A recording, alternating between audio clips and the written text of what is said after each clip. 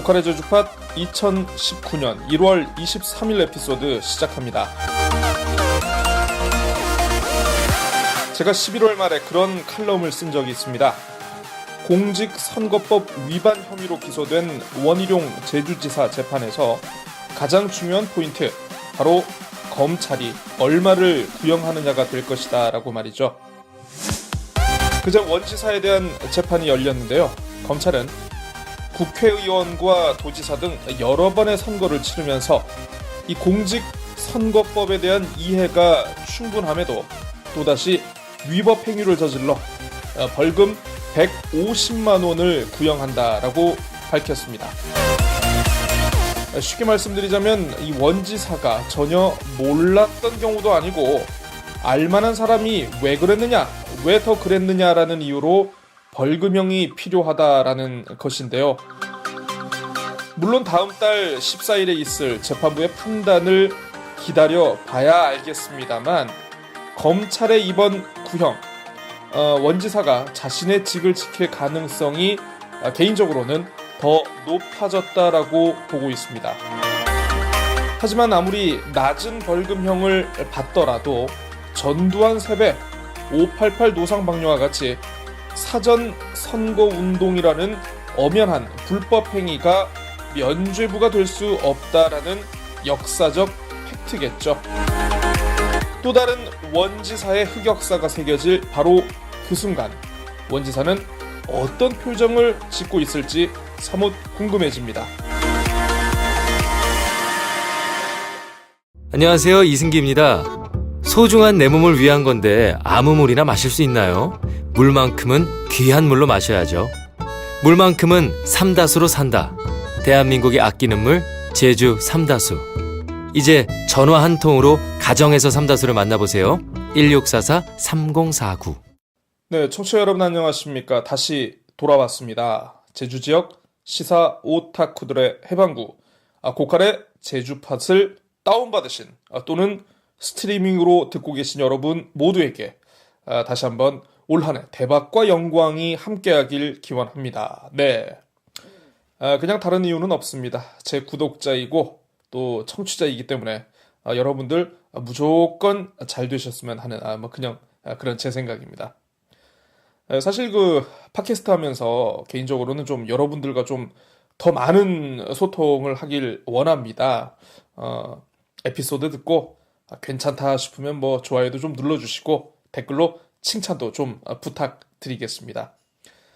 지난해부터 이제 제주에서는 제가 나름대로 새로운 미디어 형태인 이 팟캐스트를 하면서 재미를 느끼기도 합니다만 솔직히 좀 가끔 좀 부담스러운 때도 있고 겁이 날 때도 있고 내가 과연 이거 지금 제대로 하는 게 맞는가라고 이렇게 좀 멈칫멈칫 거릴 때도 많거든요.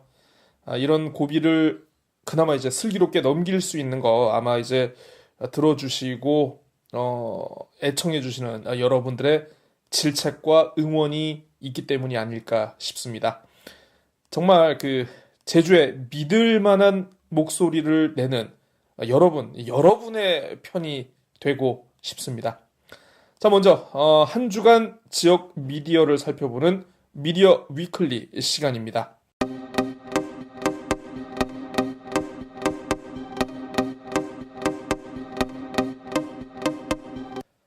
아시는 분은 알겠지만 이 좁은 제주에 놀랍게도 일간지가 6개가 있습니다. 여기서 두 곳, 한라일보와 재민일보가 이 지역신문 발전기금 대상자로 선정됐다라는 그런 소식이 나왔더라고요. 한라일보 우선 지원 대상자로 선정된 데 대해서 제주의 비전과 대안을 제시하는데 소홀히 하지 않았고 환경에 이제 지속적인 관심을 갖고 다양한 기획을 통해서 제주가 명실상부한 세계의 보물섬으로 거듭나는데 크게 기여한 점 등이 바탕이 됐다. 이렇게 자평을 하고 있습니다. 네. 자, 재민일보 어떨까요? 재민일보 지난해에 더 큰 제주 통합으로 라는 주제로 지방선거 등 이 굵직한 지역 현안을 풀어냈고 그동안 4.3과 해녀 기획 등을 추진해서 성과도 거뒀고 2016년에는 2013년부터 자사가 추진한 칭찬문화 프로젝트 위러브 프로젝트로 금상을 받는 등 지역적 소재의 가치를 부여하고 조명하는 지역 언론으로서의 사회적 소명을 이어온 점을 높게 평가받았다. 이런 소식 전하고 있습니다. 역시 대단한 언론사인 것 같습니다. 셀프 칭찬이 참 기네요. 네. 개인적인 평가의 차이인지는 모르겠습니다만, 지역 일간지들이 과연 이 기금을 받을 정도의 성과를 거뒀을까에 대해서는 좀 따져볼 필요가 있다고 생각합니다. 어쨌든 기금 지원 대상으로 선정됐다는 것 자체는 축하할 일인 것 같습니다만, 어쨌든 앞으로 좋은 기사와 지면을 위해서 노력을 기울이는 모습 좀 더욱더 많이 좀 보여주셨으면 합니다. 제주의 자연을 사랑하는 한 언론인의 가슴 절절한 기사를 소개해드립니다. 바로 기사를 읽어드리죠. 한국이 원산지이고 제주도 등이 주요 분포지인 세계적으로 희귀한 수종인 후박나무가 제주 제2공항 등 불법 현수막 나일론끈에 순환당하고 있다. 제주도청과 도교육청 앞에 가로수에는 나일론끈 등이 칭칭 동여 매어져 있다. 후박나무라고 적힌 가로수에도 나일론끈이 칭칭 감겨 있었다.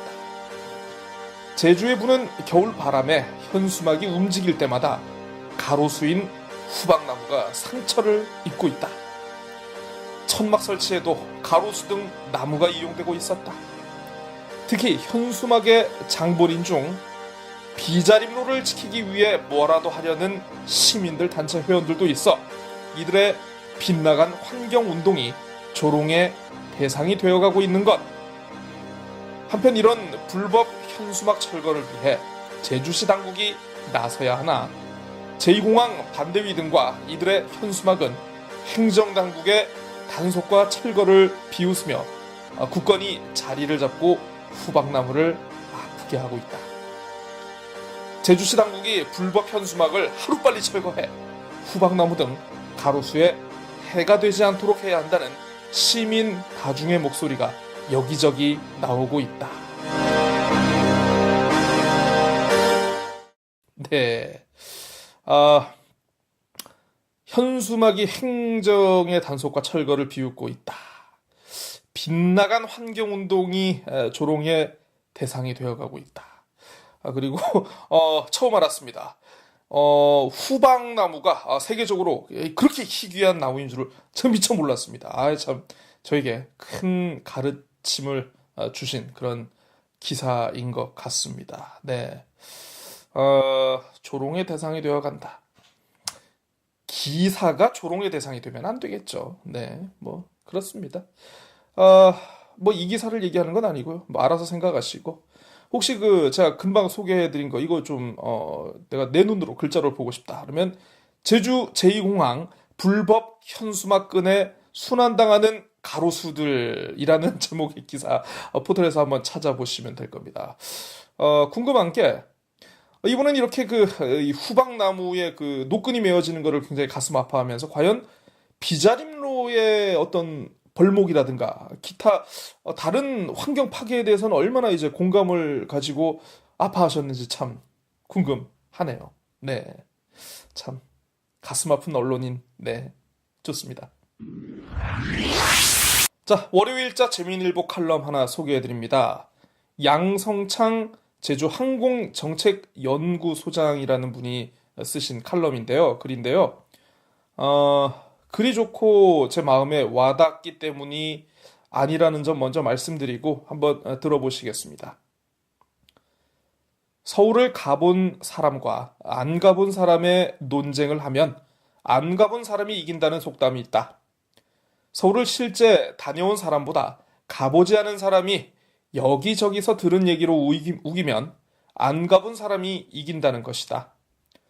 전문적인 식견을 가진 사람들 의견이 비전문가의 우김으로 함몰되는 경우를 일컬어 하는 말일 것이다.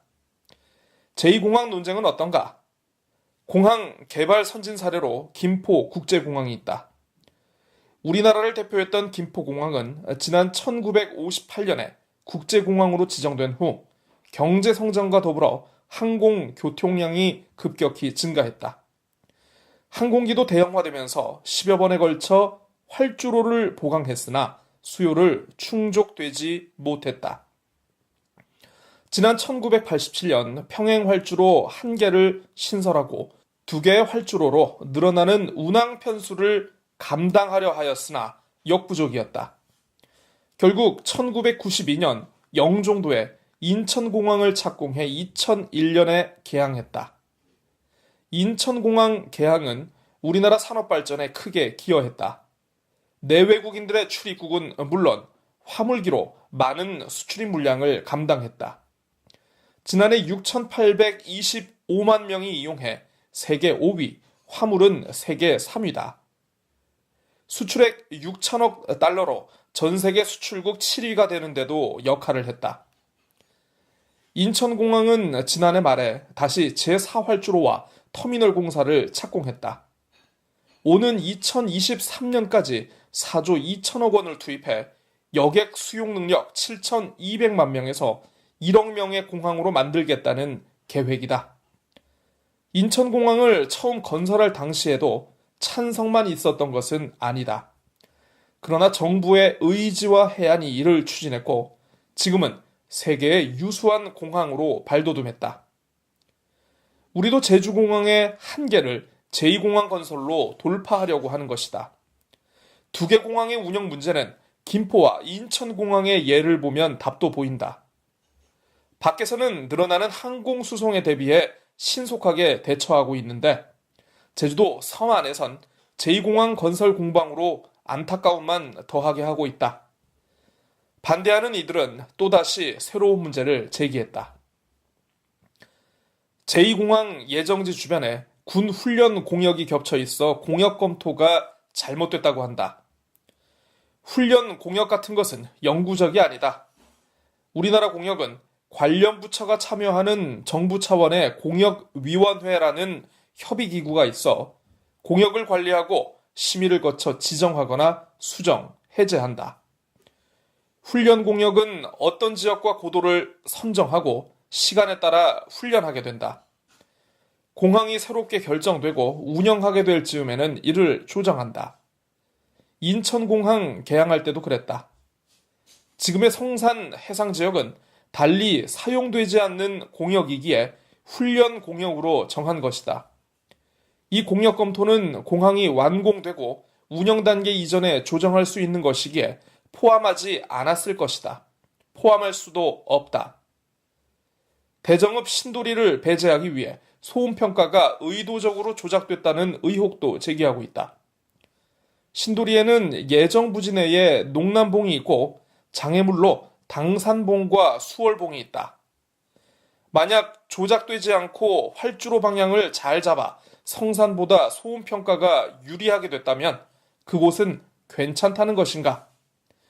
활주로 방향은 여러 요소를 고려하여 정하는 것이다. 어느 분야든지 그 직종에 직접 종사하거나 해당 분야를 전공해 전문 지식이 바탕을 이룰 때 어떤 문제의 본질에 정확히 접근할 수 있을 것이다. 미시적이거나 지엽적인 문제가 어떤 영향을 주는지도 전체를 볼 수 있는 안목이 있어야 판단할 수 있는 것이다. 항공이나 공항 개발 같은 전문적이고 기술적인 영역은 더욱 그렇다. 숲을 보지 못하고 나무나 나뭇가지를 보고 전체를 말하는 것과 같은 우를 범할 수도 있다. 관련 전문가의 주장에 다른 의견이 있을 수는 있지만 전문성과 해당 지식에 따른 설명이 인정돼야 서로 대화가 될 것이 아닐까? 네, 전문성이 없는 사람들의 문제 제기와 목소리를 좀 폄하하는 그런 게 아닌가 하는 우려가 드는 글입니다. 비전문가들의 우기기라니 좀 단어 선택이 좀 너무 나아간 게 아닌가 싶기도 한데요. 잘못된 주장과 목소리는 뭐 공개적인 그러니까 잘못된 주장이나 목소리라고 생각하는 의견에 대해서는 공론의 장에서 한번 뭐 붙어보는 게 저는 좋다고 보고요. 설사 그게 뭐 최종적으로 잘못됐다 하더라도 이런 다양한 목소리를 수용할 수 있는 힘, 이게 또 바로 포용력 아니겠습니까? 포용력 부분을 좀 돌아보시면 어떨까 싶습니다. 신문이나 방송을 봐도 맨날 그 뉴스가 그 뉴스. 좀 깊이 있는 소식은 없을까? 이건 분명히 잘못된 게 맞잖아. 그런데 언론들은 왜 아무 목소리를 내지 않는 거지? 요즘 언론이 아무리 막탱이가 같다지만 이렇게까지 사주 뒤를 봐줘야 하나? 뉴스가 좀 뜬금없는데 왜 이런 뉴스가 나왔을까? 이런 뉴스에 지치셨습니까? 여러분을 대신해서 물어보는 뉴스, 여러분을 대신해서 뜯어보는 뉴스, 저 고칼이 있습니다. 고칼의 제주팟, 매주 월수금 3차례 여러분들을 찾아갑니다. 다운로드와 구독하기 그리고 좋아요로 고칼의 제주팟을 키워주십시오. 항상 여러분과 함께 하겠습니다.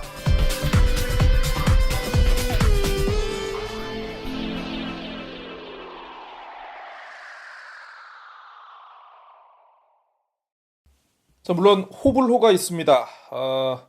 처음에 좋아했다가 나중에 돌아선 분들도 계시는 것으로 제가 알고 있고요. 사실 저도 가끔 좋다 싫다 이렇게 좀 냉온탕을 반복하고 있습니다. 네, 무슨 얘기냐고요? 예, 팟캐스트, 어떤 특정인들의 팟캐스트 얘기입니다. 특히 이제 뭐 방송에서도 요즘은 뭐 좀 호불호가 많이 얘기가 오가고 하는데, 특히 이제 그 좀 약간 인플루언서들이 운영하는 팟캐스트에 대해서는 그게 좀 더 많이 보이는 것 같더라고요. 자, 고칼, 뭐 이렇게 뭐 저 제주팟이라는 쥐똥 같은 작은 팟캐스트 하나 운영을 하고 있지만, 사실 낙곰수로 이제 팟캐스트에 관심을 갖게 되었고, 뭐 그렇게 해서 이렇게 입문도 했고, 사실 지금도 팟캐스트를 통해서 지금 정말 많은 공부를 하고 있습니다. 뭐 다 아실 테지만 뭐 김어준, 주진우, 김용민 이 세 분의 얘기를 들으면서 뭐 좀 미친놈처럼 낄낄대기도 했고 분노하고 슬퍼하기도 했습니다. 어쩌면 그 결과 이 팟캐스트에 빠져서 제가 지금 이 고칼의 인생을 살게 된 게 아닌가 싶기도 한데요. 마침 제가 영광스럽게도 어제 이 김용민 PD가 진행하는 KBS 1라디오 김용민 라이브에 출연해서 이 지역 현안을 소개하는 기회를 갖게 됐습니다. 저에게는 굉장히 소중한 기념비적인 방송이라서 이렇게 좀 담게 됐는데요.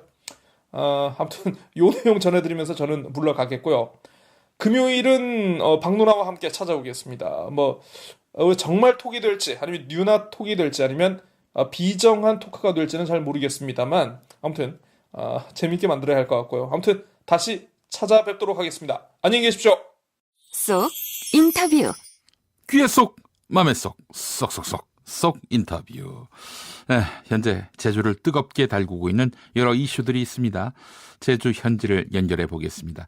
저희 김용민 라이브 1부도 KBS 제주방송 총국을 통해서 제주시 또 한림 그리고 서귀포에 방송되고 있는데요. 자, 제주에 거주하고 계신 고재일 시사 칼럼니스트 연결했습니다. 나와 계시죠? 네, 안녕하십니까? 네. 고재일 선생님은 제주고시십니까? 네, 제주고시 맞습니다. 아까 그 김용민 PD님께서 말씀하신 서귀포에 살고 있습니다. 서귀포 살고 계세요. 예. 현씨도 많잖아요. 제주도에. 네, 현씨도 많으시죠. 예. 고씨, 현씨 또 있습니까? 고씨, 현씨요? 예. 그제 제주도에 그 어떤 기반을 둔 성으로 해서. 예, 뭐 고씨는 원래 저 제주고씨가 유일하고요. 네. 현씨는 글쎄요, 제가 원래 여기는 아닌 걸로 아는데 여기에 살고 계신 분들은 굉장히 많이 계십니다. 알겠습니다. 자, 이 이야기부터 한번 해보겠습니다. 어제 그 청와대 앞에서 국제 녹지병원 허가를 취소하라. 예. 이걸 촉구하는 기자회견이 있었는데요. 녹지국제병원, 영리병원인 거죠. 네네, 이 그렇습니다. 논란의 중심에 서게 됐는데 어떻게 보세요? 네, 사실 그 영리병원에 대한 논란이 이제 어제 오늘 일이 아니고 이게 10년 이상 이어졌던 이슈거든요. 예. 뭐 상당히 뭐 그동안 이제 여러 차례 여론조사도 있었는데 이게 찬반이 항상 팽팽했던 문제라서 한쪽으로 결론을 내기가 좀 어려웠습니다. 근데 이게 그 이슈가 급부상한 게 그 계기는 뭐 역시 뭐 우리 저 태반 주사라든가 배곡 네. 주사를 사랑하셨던 박근혜 전 대통령께서 예. 2016년에 그 의료 민영화를 추진하던 당시였는데요. 예. 당시 이제 보건복지부가 중국 녹지그룹에 이 사업 계획을 승인을 해줬습니다. 그래서 이후에 그 제주도 원희룡 제주도정이 2017년에 이제 병원의 최종 설립 허가만 내리면 되는 상황이었는데요. 예. 그 2018년 지방선거를 앞두고 좀 지역의 민심이 좀 좋지가 않았습니다. 예. 그래서 좀 조심스러웠어요. 그래서 원희룡 제주도정이 이 마지막 단계인 보건의료협의회 이거를 3-4차례 정도 계속 미루고 있었습니다. 여기가 그 수기민주주의. 네, 예, 그렇습니다. 그 차원에서. 시민주주는 좀 이따가 제가 설명해 드릴까요? 보건의료협의회는 그 도정 내부의 의사 결정 합니다. 그 단체가 아니군요. 예, 알겠습니다. 도기관인 그런 거죠. 가운데 이제 2018년 초에 제주도의회가 이 수기민주주의 실현을 위한 주민참여 기본조례를 제정을 했거든요. 네, 이에 맞춰서 그 시민단체가 이 병원 논란에 대해서 이걸 한번 좀 수기민주주의 이 조례를 통해서 한번 좀 끝장을 내보자. 영리병원 논란을. 예, 됐습니다. 그래서 뭐 선거를 앞두고 있던 시점이다 보니까 아마 원희룡 도정에서는 이걸 마다할 이유가 없었겠죠. 그래서 도민들 뜻에 따라 가지고 그러면 예. 이걸 수기민주주의 방식으로 결정을 하겠다. 예. 라고 이렇게 대대적으로 홍보를 했습니다. 예. 그래서 이제 그 석 달 이상 이 위원회를 구성하고 수기민주주의 여기 이 위원회에 참여하실 도민들을 모집을 해서 뭐 공청회라든가 설문이라든가 합숙 토론회를 거쳐서 결국 6대4 정도로 이거는 불허를 하는 것이 좋겠다라는 의견이 좀 우세하게 나왔습니다. 그래서 위원회가 원희룡 도정에 이제 불허할 것을 이렇게 권고를 했거든요. 10월에. 원희룡 지사는 이런 결정에 대해서 수용하겠다고 사전에 밝힌 바 있었습니까? 네, 그렇습니다. 그 원희룡 도지사는 뭐 도의회 도정 질문이라든가 여러 차례에 위원회의 결정을 수용할 수밖에 없다라고 이렇게 계속 얘기를 하셨는데 예. 12월 5일에 지난해 12월 5일에 돌연 조건부 허가를 발표를 했습니다. 그리고 이게 또 지역에서 또 굉장히 좀 반발과 논란이 심했거든요. 그래서 좀 그랬는데 좀 그 당시에 좀 많은 세금을 써가면서 지역 일간지 등을 통해서 이거를 허가해 줄 수밖에 없었다라는 대대적인 광고에 나서기도 했습니다.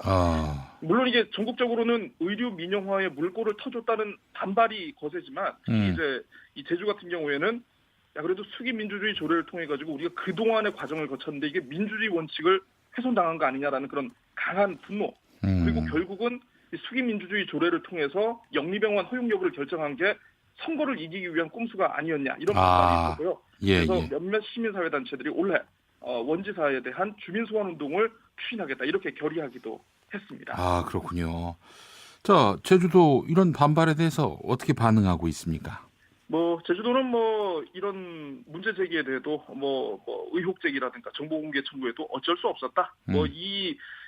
허용할 수밖에 없었던 게 이제 뭐 수천억 대의 소송이 예상되고 또 이제 그 경제 활성화 그리고 무엇보다 이제 외교 문제에 자칫 이게 그 우려가 있을 수 있으니까 허용할 수밖에 없었다 이렇게 얘기를 하고 있고요. 결국 이 반발하는 분들은 결국 이제 청와대에 직접 해결을 촉구하기에 이르는 것 같습니다. 그래요. 제주 영리병원 철회 및 의료민영화 저지 범국민운동본부 이런 단체가 이제 결성이 됐는데 이 본부에 따르면 원희룡 제주지사가 감유 상태에 있는 녹지국제병원의 개원을 허가해 주었다라면서 맹공격을 퍼붓고 있습니다. 제주 녹지병원 관련해서 제주도 측은 이런 해명을 했었죠. 일단은 허가를 한 것을 엎을 수는 없다. 이렇게 되면 또 국제적 분쟁의 소지가 발생할 수 있다. 그리고 또 내국인은 이용할 수 없게끔 할 것이다. 만약에 내국인 이용하다 적발되면은 병원 문 닫게 하겠다. 이렇게 얘기를 했습니다. 이 부분에 대한 제주도민들의 여론은 어떻습니까? 예, 사실 저 아까 김용민 PD님께서 그 가압류 얘기를 잠깐 해주셨는데요. 예, 예. 가압류 여부 자체는 이게 그 영리병원 논란의 큰 핵심은 아닌 것 같습니다. 제가 확인한 바로는 이게 법률상으로는 큰 문제가 아니라고 하더라고요. 그 문제는 이제 당사자인 녹지국제병원이 현재까지는 뭐 이제 외부적으로 아무런 공식적인 입장을 밝히지는 않고 있는데요.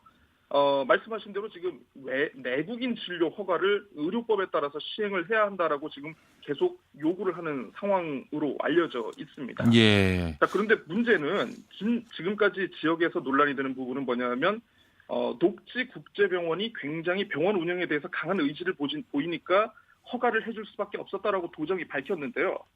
지난해 10월에 제주도에 그 녹지국제병원 측이 우리 영리병원 안 할 테니까 그 공공시설로 이걸 당신들이 인수를 하던가 아니면 제3자 매각을 할 수 있게끔 좀 도와달라라고 요청했던 사실이 지난주 KBS 제주방송총국의 보도로 확인됐습니다. 그래서 지금 의구심이 지금 확산되고 있고요.